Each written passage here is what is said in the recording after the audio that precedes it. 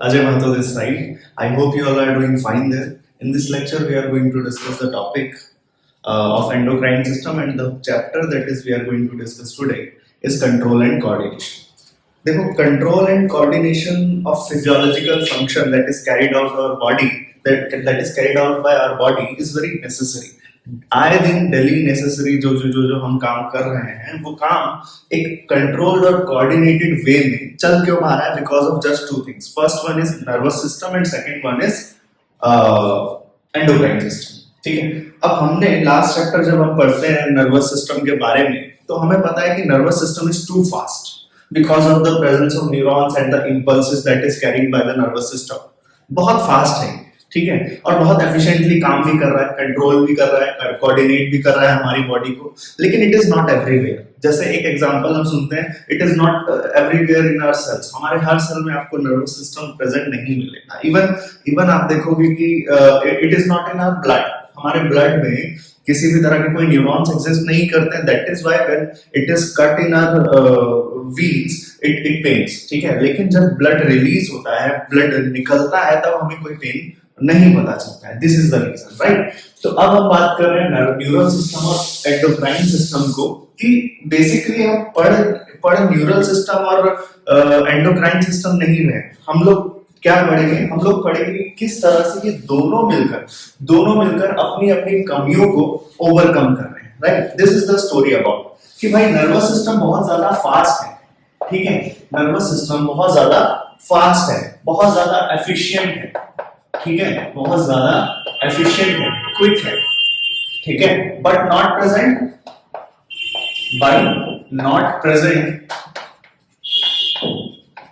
इन every cell. अगर मैं endocrine system की बात करूं तो endocrine is not that fast,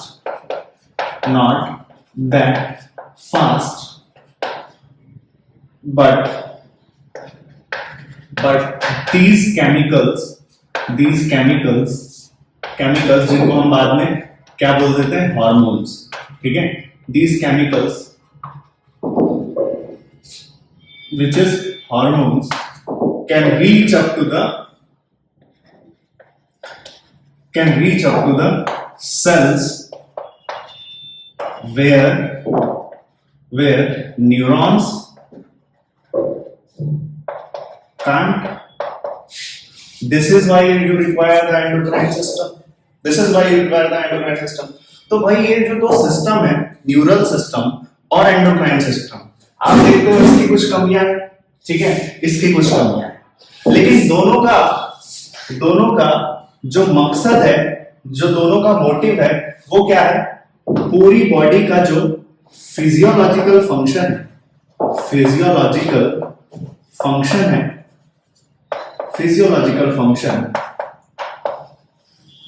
उसको कंट्रोल करना और कोऑर्डिनेट करना. राइट? कंट्रोल करना और कोऑर्डिनेट करना. तो कंट्रोल और कोऑर्डिनेट कौन कर रहा है? दोनों मिलकर कर रहे हैं. This is why the chapter is control and coordination. तो यहां सिर्फ और सिर्फ याद रखना, एंडोक्राइन सिस्टम के बारे में मेजरली तो बात करेंगे, एंडोक्राइन सिस्टम के बारे में बात करेंगे, लेकिन बेसिक जो मोटिव है हमारा वो क्या है? मोटिव हमारा ये पढ़ना है कि किस तरह से हमारी बॉडी के फिजियोलॉजिकल फंक्शंस कंट्रोल होते हैं या कोऑर्डिनेट होते हैं, तालमेल से, आराम से, नॉर्मल चलते हैं, और अगर नॉर्मल नहीं भी है, इमरजेंसी सिचुएशन है, तब कैसे चलेंगे. This is all the story about. तो अब स्टार्ट करते हैं इस लेक्चर को. ठीक है, एंडोक्राइन सिस्टम अपना जो काम करता है जनरली, वो थ्रू द हेल्प ऑफ, पहले तो एक बात याद रखना कि एंडोक्राइन सिस्टम में कोई भी डक्ट्स प्रेजेंट नहीं होते, किसी भी तरह के डक्ट प्रेजेंट नहीं होते. तो एंडोक्राइन सिस्टम इज डक्टलेस. क्यों? क्योंकि एंडोक्राइन बोल ही इसलिए रहे हैं because all the hormones present in endocrine system are released into the blood. कहां रिलीज होते हैं? Into the blood. और क्योंकि ये ब्लड के अंदर रिलीज हो रहे हैं तो blood act as the blood vessel खुद एक तरह से डक की तरह काम करेगा, जहां जहां ब्लड जाएगा वहां वहां आपका ये हार्मोन भी जाए। समझ रहे हो? और ये जो कहानी है ये 3 लेवल पर काम करती है। ये कहानी 3 लेवल पर काम करती है। हाइपोथैलेमस, ठीक है, ये बात समझना बहुत जरूरी है क्योंकि चैप्टर में जैसे जैसे हम आगे बढ़ेंगे वैसे वैसे आपको पता चलेगा कि भाई ये जो चीजें हैं कैसे चल रही हैं। ठीक है, क्यों ऐसा हो रहा है कि हाइपोथैलेमस सबको रेगुलेट कर रहा है, फिर पिट्यूटरी ग्लैंड, फिर आप देखते हो कि फिर आप देखते हो कि आगे जो अदर ऑर्गन्स के ग्लैंड्स है। तो देखो सबसे पहला लेवल है हाइपोथैलेमस। हाइपोथैलेमस के बाद सेकंड लेवल है pituitary gland. Pituitary gland and third level is gland, body gland. ठीक है, बॉडी ग्लैंड्स। तो जो रेगुलेशन है वो किस तरह का चलेगा कि हाइपोथैलेमस कोई ना कोई मैसेज देगा पिट्यूटरी ग्लैंड को। अब वो पिट्यूटरी ग्लैंड दो तरह का भी हो सकता है, हम देखेंगे एंटीरियर और पोस्टीरियर। ठीक है, तो हाइपोथैलेमस कोई ना कोई मैसेज देगा किसको? पिट्यूटरी ग्लैंड को। ये सबसे इंपॉर्टेंट बात है इस चैप्टर की कि हाइपोथैलेमस मैसेज देता है पिट्यूटरी ग्लैंड को और पिट्यूटरी ग्लैंड इस मैसेज को लेगा। पिट्यूटरी ग्लैंड इस मैसेज को लेगा और ये मैसेज, ध्यान से सुनना, ये मैसेज भेजेगा किसको? कंट्रोल एंड कोऑर्डिनेट करने के लिए जो बॉडी के ग्लैंड है उनको भेजेगा। जैसे बॉडी के ग्लैंड जैसे कि थायराइड ग्लैंड, थायराइड ग्लैंड्स। अब थायराइड ग्लैंड से फिर कुछ हार्मोन सिक्रीट होंगे, थायराइड ग्लैंड से फिर कुछ हार्मोन सिक्रीट होंगे और ये हार्मोन्स क्या करेंगे? कुछ रेगुलेशन करेंगे, राइट, कुछ रेगुलेशन करेंगे। तो अब थोड़ा सा दोबारा समझना, हाइपोथैलेमस ने मैसेज दिया किसको? भाई पिट्यूटरी ग्लैंड को मैसेज दिया कि जल्दी से आप क्या करो। अच्छा, हाइपोथैलेमस अगर पिट्यूटरी ग्लैंड को कोई मैसेज दे रहा है तो देयर आर 2 वेज, 2 तरीके से मैसेज दे सकता है। पहला दे सकता है थ्रू सम हार्मोन्स, कुछ ना कुछ हार्मोन सिक्रीट कर दे। दूसरा थ्रू न्यूरॉन्स। ये 2 तरीके हैं, ये हम देखेंगे। ठीक है, इस पर दोबारा थ्रू हार्मोन्स और थ्रू, तो इसने हार्मोन्स मान लो भेज दिए इधर या न्यूरॉन्स भेज दिए, तो पिट्यूटरी ग्लैंड के पास मैसेज पहुंच गया कि हाइपोथैलेमस ने कुछ बोला है। हाइपोथैलेमस क्या बोलेगा? हाइपोथैलेमस फिर बॉडी ग्लैंड को मैसेज देगा, लेकिन ये मैसेज फिर अगेन कैसे देगा? Through hormones. थ्रू हार्मोन्स कि भाई थायराइड ग्लैंड को फॉर एग्जांपल बोलेगा कि थायराइड ग्लैंड तुम ऐसा करो, हार्मोन सिक्रीट करो। कौन सा हार्मोन सिक्रीट करोगे तुम? TSH सिक्रीट करो या T3 सिक्रीट करो या T4 सिक्रीट करो। These are the hormones secreted by what? Secreted by thyroid gland. And then what will these hormones do? Regulation, metabolism करते हैं, पता है आपको बात। तो इतना ये चैप्टर का इंट्रोडक्शन था जिसमें हमें ये समझ आता है, इसमें हमें समझ आता है कि जो ये नर्वस सिस्टम और एंडोक्राइन सिस्टम जो हमें अलग दिखते हैं, ये अलग फिजियोलॉजिकली या एनाटॉमिकली इतने अलग नहीं है। ये हमने अलग चैप्टर इसलिए बनाया for the sake of our convenience to learn the chapter. ठीक है, टू स्टडी द चैप्टर। हम एंडोक्राइन सिस्टम और नर्वस सिस्टम को अलग पढ़ते हैं। अदरवाइज अगर आप देखो तो आप देखोगे कि भाई ये दोनों ही एक ही फंक्शन कर रहे हैं, physiological function, control and coordination का। कंट्रोल एंड कोऑर्डिनेशन, तो ये 2 भाई थे, नर्वस सिस्टम और एंडोक्राइन सिस्टम। दोनों ने सोचा कि क्यों ना दोनों हाथ मिलाएं और फिजियोलॉजिकल फंक्शन जो हम कर रहे थे वो साथ में मिलकर करें। इसीलिए आप देखोगे hypothalamus is present in our brain.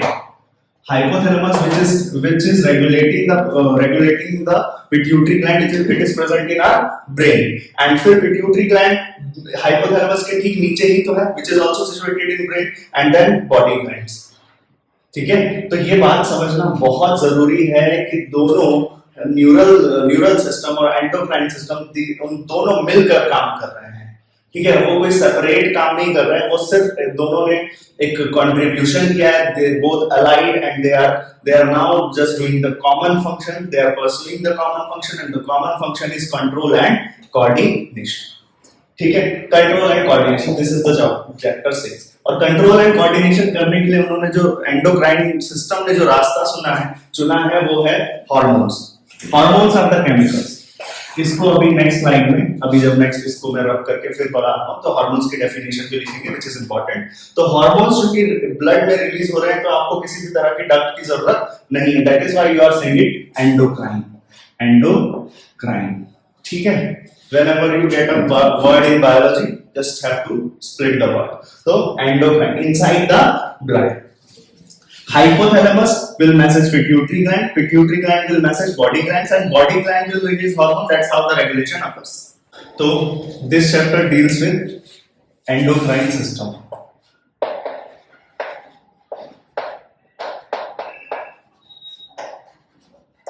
And endocrine system में कुछ हार्मोन्स प्रेजेंट होते हैं एज वी डिस्कस्ड।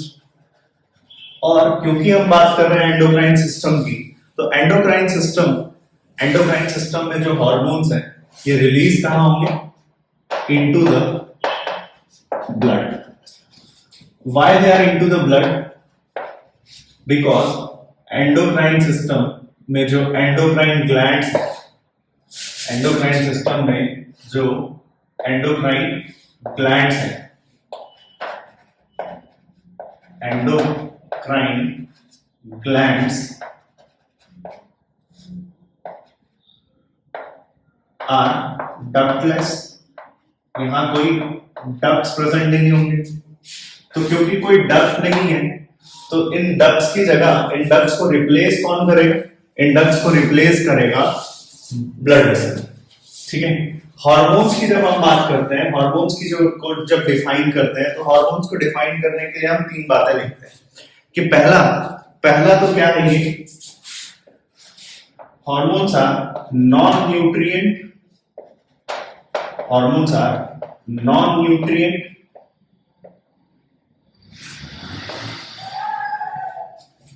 इंटरसेलुलर, मतलब सेल्स के बीच में मैसेंजर है एक तरह का,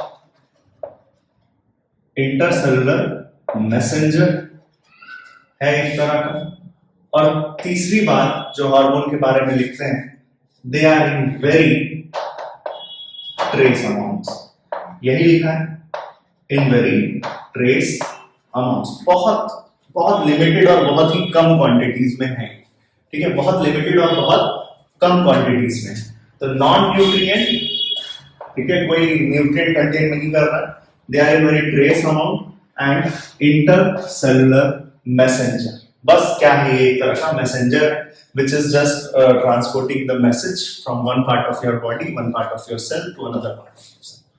चलो ठीक, इतनी बात अपने को समझ आ जाती है।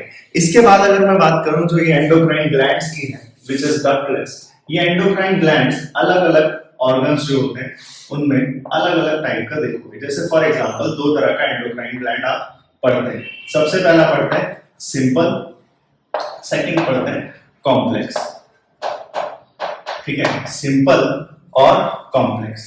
Simple type of endocrine system और endocrine gland can be seen in invertebrates, simple, and complex type of endocrine glands can be seen in vertebrates, and this vertebrate ये आपको क्या बताता है? अगेन कहानी है इवोल्यूशन की। तो आप पढ़ते हो क्या कि इनवर्टिब्रेट से वर्टिब्रेट में जब हम इवॉल्व हुए होंगे तो सिंपल से कॉम्प्लेक्स में इवॉल्व हुए होंगे। एंड द थिंग, इसी वजह से आप देखते हो कि सिंपल ऑर्गेनिजम्स के पास जो एंडोक्राइन ग्लैंड्स है they release very few hormones, बहुत कम हार्मोन सीक्रेट करते हैं। लेकिन जब वो कॉम्प्लेक्स बन जाते हैं, वर्टिब्रेट बन जाते हैं, तो vertebrates release many hormones. Relate कर पा रहे हैं चीजें? हर सिस्टम में हम एक बात जरूर कहते हैं और वो क्या है? इवोल्यूशन, है ना। हर बार ये बात जरूर आती है जिसको हम डिस्कस करते हैं, दैट इज इवोल्यूशन। तो कॉम्प्लेक्स जो एंडोक्राइन ग्लैंड्स है, they are present in vertebrates, and vertebrates complex क्यों है? क्योंकि they are releasing many hormones. और सिंपल इनवर्टिब्रेट क्यों है? क्योंकि दे हैव फ्यू हार्मोन्स, ठीक है। ओके, इतनी बात समझ आ गई है। अब एक एक करके इनको डिस्कस करते हैं ह्यूमन एंडोक्राइन सिस्टम। बात आती है human endocrine system, human endocrine system. तो ह्यूमन एंडोक्राइन सिस्टम की बात करें तो सबसे पहले हम बात करते हैं, शुरुआत कहां से होती है? हाइपोथैलेमस से। हाइपोथैलेमस एनसीईआरटी में अभी मेंशन नहीं है, ठीक है, लेकिन आप लिखो hypothalamus is also part of endocrine system, क्योंकि ये इसलिए नहीं लिखता है क्योंकि हाइपोथैलेमस आप नर्वस सिस्टम में पढ़ते हो, and this hypothalamus is present in the basal part, in the basal part of brain, या फिर आप बोलते हो encephalon, basal part of diencephalon, ठीक है, basal part of diencephalon which is forebrain, ठीक है, तीन पार्ट होते हैं ब्रेन के, उसमें फोर ब्रेन में आप देखते हो क्या मिलता है, फोर ब्रेन के पास आपको देखने को मिलता है कि ये हाइपोथैलेमस सिचुएटेड है, ठीक है। ओके, हाइपोथैलेमस की यहां पर बात हुई। Next we are going to discuss कि भाई हाइपोथैलेमस जो अपना कंट्रोल एंड कोऑर्डिनेशन है, ये जो रेगुलेशन है, ये दो तरीके से काम करता है। पहली बात जो हमने अभी थोड़ी देर पहले डिस्कस की थी कि हाइपोथैलेमस का जो काम है, हाइपोथैलेमस का काम क्या है? रेगुलेट करता है, it regulates, hypothalamus regulates synthesis and secretion, synthesis and secretion from where? Pituitary gland। तो पिट्यूटरी ग्लैंड का जो सिंथेसिस और सिक्रेशन है उसको रेगुलेट करने का काम किसका है? हाइपोथैलेमस का है। और वो रेगुलेट किस तरह से करता है?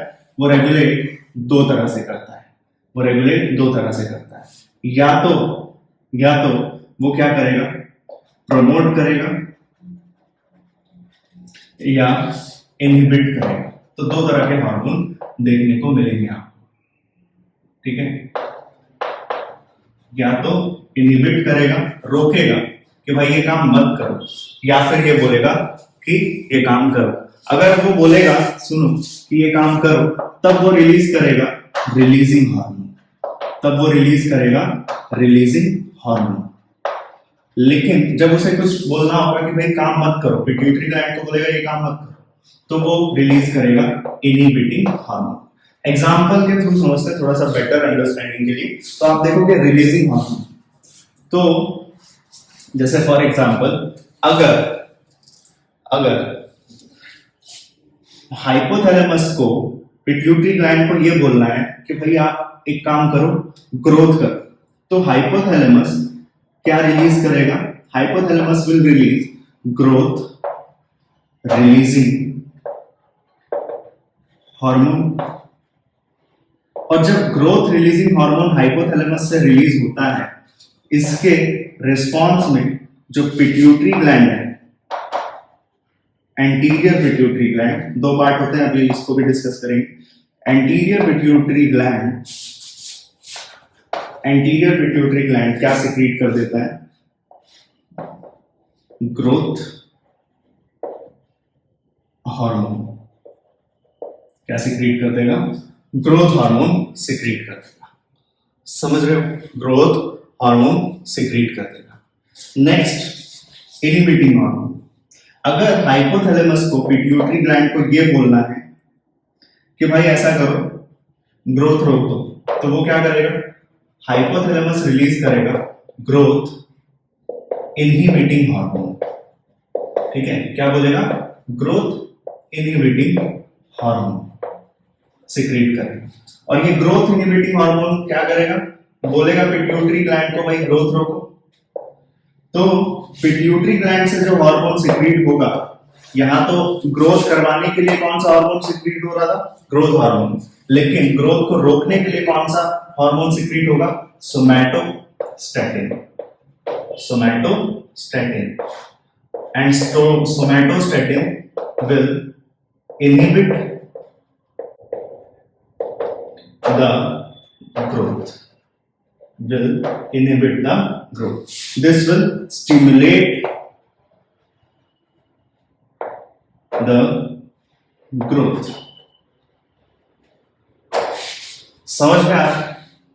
तो यहां हमने क्या पढ़ा कि ह्यूमन एंडोक्राइन सिस्टम में 3 लेवल्स होते हैं, हमेशा याद रखना, हाइपोथैलेमस, पिट्यूटरी ग्लैंड, और फिर पिट्यूटरी ग्लैंड जो हार्मोन रिलीज करेगा उससे जो बॉडी के ग्लैंड्स है, या तो वो कुछ ग्लैंड्स कुछ काम करेंगे या फिर पिट्यूटरी ग्लैंड डायरेक्टली रिलीज कर देगा, ठीक है, रिलीज कर देगा कुछ हार्मोन जिसकी वजह से पर्टिकुलर ये हार्मोन किसी टिश्यूज में जाएंगे and they will show the effect, ठीक है। तो यहां पर भी यही हुआ, हाइपोथैलेमस ने रिलीज किया है रिलीजिंग हार्मोन, 2 तरीके से काम कर सकता है, या फिर बोलेगा कि कुछ काम करो या फिर ये बोलेगा कि कुछ काम मत करो, रोक दो।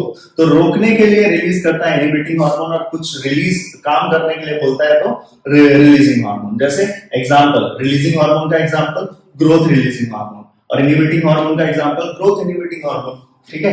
इनको और डेप्थ में पढ़ेंगे। हाइपोथैलेमस, मुझे बेसिकली इसका फंक्शन समझाना था आपको कि हाइपोथैलेमस किस तरह से काम करता है, ठीक है। तो इतना समझ आ गया, अब आगे देखते हैं।